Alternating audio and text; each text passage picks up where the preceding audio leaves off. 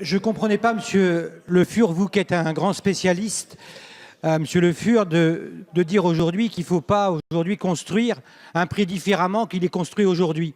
Aujourd'hui, c'est la grande distribution qui prend ses prix et qui impose ses prix. Moi, je pense qu'aujourd'hui, ce qui est fait aujourd'hui, alors, mais j'ai peut-être pas bien compris ce que vous avez dit, mais aujourd'hui, ce qui est fait, c'est qu'une entreprise, elle n'est jamais aussi bien défendue que par elle-même. Aujourd'hui, ce seront nos agriculteurs, dans leur organisation, qui vont pouvoir, aujourd'hui, faire ces indicateurs de prix. Et je pense que personne mieux qu'eux pouvait être en mesure de faire ces indicateurs de prix. Ce n'est pas à l'État qui n'est pas dans la cour de ferme de pouvoir regarder du haut.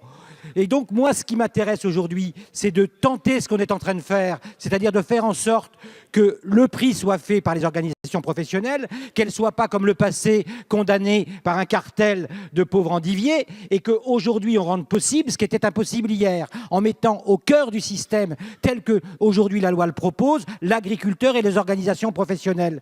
Et je pense que ça qui est important.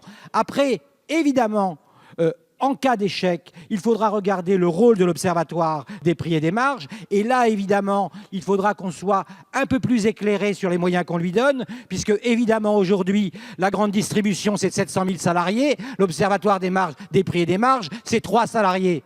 Et donc aujourd'hui, on ne peut pas lui demander de faire aujourd'hui à cet observatoire ce qu'il est dans l'incapacité de faire. Donc il faudra remettre des fonctionnaires pour travailler, il faudra qu'on comprenne combien on en met, mais laissons aux agriculteurs et aux organisations le soin de s'organiser pour bâtir, je dirais, ces